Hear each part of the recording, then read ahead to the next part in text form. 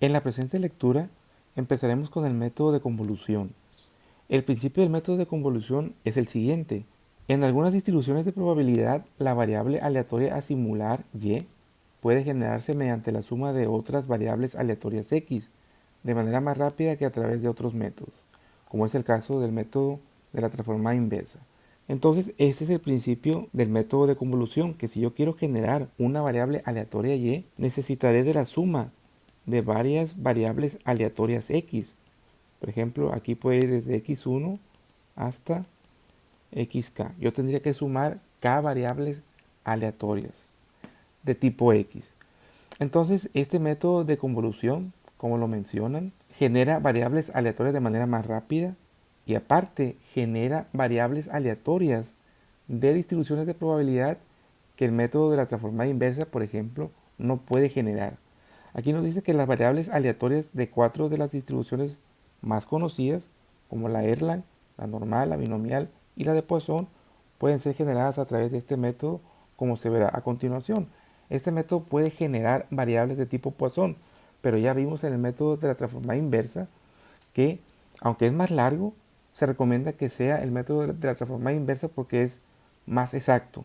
El método de convolución no necesariamente es tan exacto como el de la transformada inversa, pero en el caso de la distribución normal, el método de la transformada inversa no puede generar variables con ese método, por lo tanto se tendrán que generar por el método de convolución.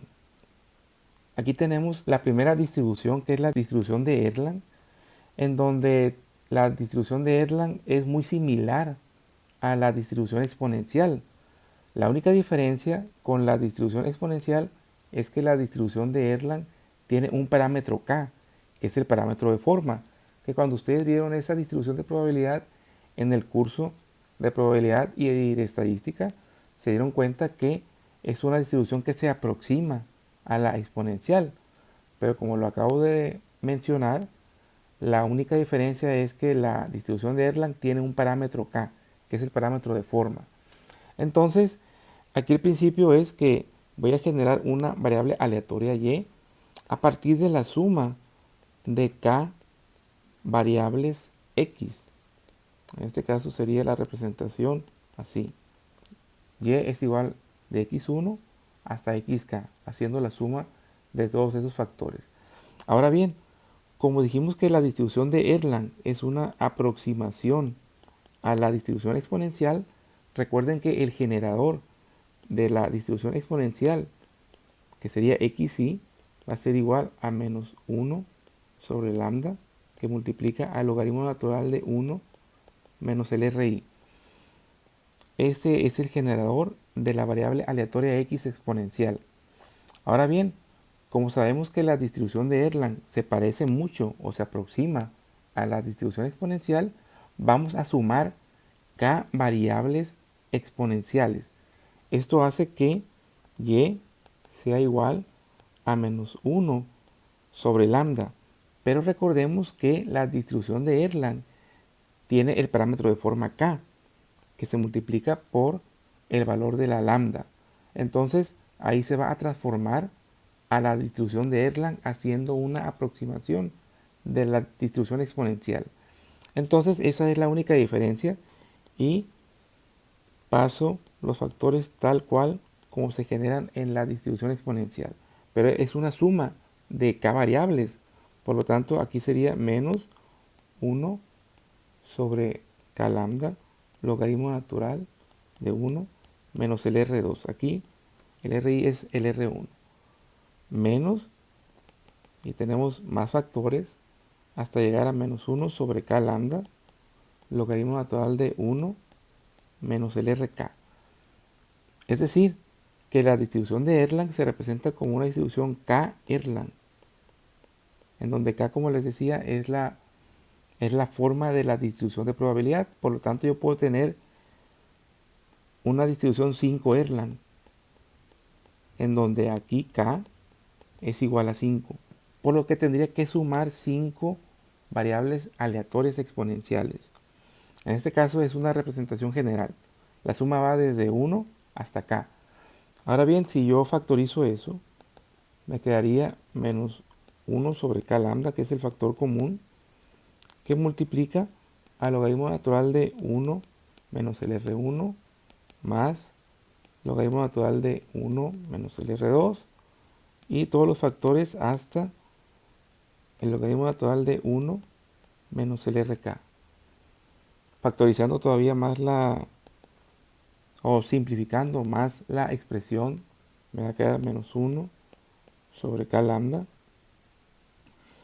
Y como es una suma de logaritmos, pues simplemente yo digo del logaritmo natural de 1 menos el R1 por 1 menos el R2 por todos los factores hasta llegar acá.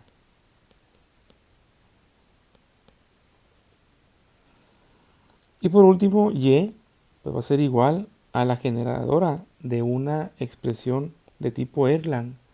Y eso va a ser igual a menos 1 sobre k lambda, que multiplica al logaritmo natural, ojo, de la multiplicativa desde i igual a 1 hasta k, del factor 1 menos el RI. En este caso, la sigma representa una sumatoria o representa una suma. En este caso, pi representa una multiplicativa. Al final de cuentas, lo que nos interesa es esta expresión, que es el generador de variables aleatorias de tipo Erlang.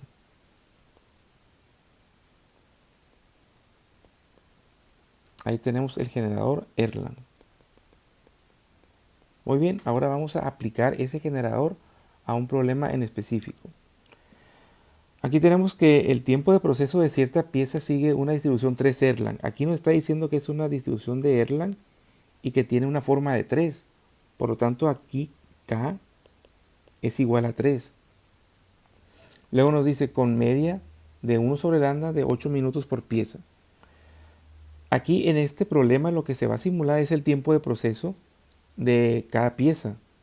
Y cada pieza en promedio nos dice que tarda en ser procesada 8 minutos. Luego nos dice una lista de números pseudo aleatorios que están entre 0 y 1 uniformemente distribuidos. Y la ecuación de generación de números Erlang, que es la que acabamos de escribir, permite obtener los datos del comportamiento de la variable aleatoria. Entonces, si nosotros transformamos ese generador a este problema en particular, pues va a quedar y es igual a una variable aleatoria Erlang. Y esto es igual a menos 8 tercios, que multiplica al logaritmo natural de pi, que va desde i igual a 1 hasta k, de 1 menos el RI. Particularizando la expresión esa, va a quedar y es igual a RI, que es la variable aleatoria de tipo Erlang, que es menos 8 tercios, que multiplica al logaritmo natural de 1 menos R1 por 1 menos el R2 por 1 menos el R3. Eso significa que la multiplicativa va a ir desde 1 hasta 3, porque el parámetro de forma k es igual a 3. Y con esta expresión vamos a poder simular el comportamiento de ese tiempo de proceso para esa distribución 3 Erlang. Aquí tenemos la simulación de 5 piezas y podemos notar que para generar una variable aleatoria, por ejemplo para la pieza 1, yo quiero generar su tiempo de proceso, necesito 3 números aleatorios. ¿Por qué necesito 3 números aleatorios? Porque k es igual a 3, lo que significa que para cada variable aleatoria que yo genere, necesito 3 números aleatorios. En este caso, es una distribución 3 Erlang y yo quiero generar 5 variables aleatorias. Por lo tanto, necesitaré 15 números aleatorios en total. Muy bien, recordemos que el generador es igual a y, que es igual a RI, que va a ser menos 8 tercios, que multiplica al logaritmo natural de 1 menos el R1 por 1 menos el R2 por 1 menos el R3. Si ustedes quieren verlo de otra forma, pues una vez que hayan multiplicado las diferencias de los números aleatorios, tienen que sacarle logaritmo natural y después multiplicarlo por menos 8 tercios. Muy bien, entonces aquí el siguiente valor que hay que calcular es la diferencia de 1 con respecto al RI. Aquí va a ser 0.28. Aquí va a ser 0.52 y aquí va a ser 0.64, porque a 1 le estoy restando cada uno de esos números aleatorios. Entonces, aquí lo que yo tendría que hacer, por ejemplo, para calcular o para simular el tiempo de proceso de la pieza 1, tendría que hacer lo siguiente. Tendría que hacer menos 8 tercios y eso multiplicarlo por el logaritmo natural de la multiplicación de 0.72 por 0.52 por 0.64. Y si yo hago eso en mi calculadora, primero tengo que multiplicar 0.72 por 0.52 por 0.64. El resultado le tengo que sacar logaritmo natural y lo que me dé de resultado lo multiplico por menos 8 tercios. Sería 6.328 y serían minutos. Eso significa que la pieza 1 tardaría en ser procesada 6.32 minutos. Lo mismo tendré que hacer para la pieza número 2. Tengo que sacar la resta de 1 menos cada número aleatorio. Y recuerden que son 3 números para cada variable porque la distribución es una 3 Erlang. Aquí sería la diferencia 0.96. Aquí sería 0.37. Aquí sería 0.83. Y si yo hago la multiplicación de 0.96 por 0.37 por 0.83 y el resultado le saco el logaritmo natural y lo que me dé lo multiplico por menos 8 tercios, el resultado debería de ser 3.257, que también serían minutos. Eso significaría que el tiempo de proceso para la pieza 2 es 3.2 minutos. Igual va a pasar con la pieza 3. En la pieza 3 tengo que restarle 1 a cada número aleatorio.